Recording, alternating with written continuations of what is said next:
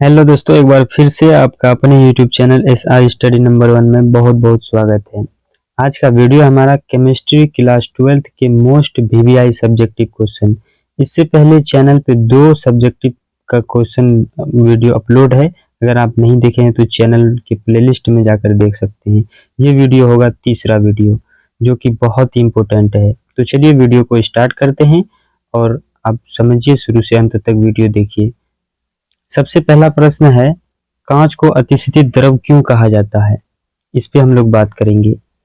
तो इसका आंसर होगा, कांच को अतिस्थित द्रव इसलिए कहा जाता है, इनमें द्रवों के समान प्रवाह की प्रवृत्ति होती है, यद्यपि बहुत धीमे होता है। क्या होता है? बहुत धीमे होता है, अतः इन्हें अतिस्थित द्रव माना जाता है। मतलब क्या, कांच को अतिस्थित द्रव इसलिए कहा जाता है, इसमें द्रव जो होते हैं ना वो समान प्रवाह होते हैं, मतलब समान प्रवृत्ति के होते हैं, जिसके कारण इसमें क्या होती है, बहुत धीमे होता है, अतः इसको हम लोग क्या कहते हैं, अतिस्थित द्रव कहते हैं। अब देखेंगे अगला प्रश्न। अगला प्रश्न कहता है, एफ केंद्र क्या है?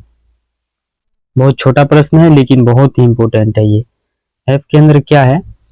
वह स्थान जहां ऋणायन रिक्तिकाएं में इलेक्ट्रॉन उपस्थित हैं, जो एफ केंद्र कहलाती है। मतलब एफ केंद्र वह होता है जहां पर ऋणायन, मतलब क्या, माइनस वाला ऋणायन बोलते हैं, तो वो के स्थान वहां पर क्या होते हैं, उपस्थित होते हैं, जिसको क्या बोलते हैं हम लोग, एफ केंद्र बोलते हैं। अब हम लोग देखेंगे अगला प्रश्न। अगला प्रश्न कहता है, सेल स्थिरांक क्या है? सेल स्थिरांक क्या है? किसी विलयन में उपस्थित किसी 2 इलेक्ट्रॉनों के बीच की दूरी L तथा उसके अनुप्रस्थ काट का क्षेत्रफल के अनुपात को सेल स्थिरांक कहते हैं।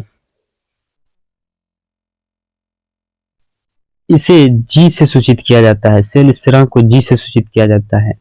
G स्टार इक्वल टू होगा L अपॉन A।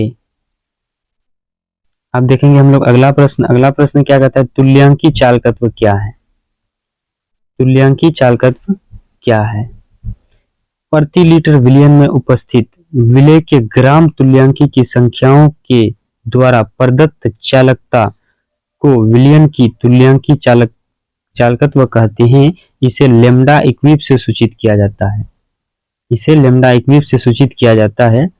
और लेम्डा इक्विप बराबर फॉर्मूला होता है आपका चालकता गुना 1000 बटे में नॉर्मलता।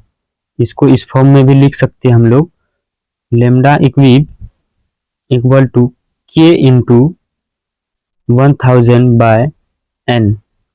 अब देखेंगे हम लोग अगला प्रश्न। अगला प्रश्न है, अभिक्रिया की कोटि क्या है? अभिक्रिया की कोटि क्या है? अभिक्रिया की कोटि x प्लस वाई। अभिक्रिया की कोटि x प्लस वाई है। वेग समीकरण में प्रयुक्त अभिकारी पदार्थों की मोलर सांद्रता के घातों के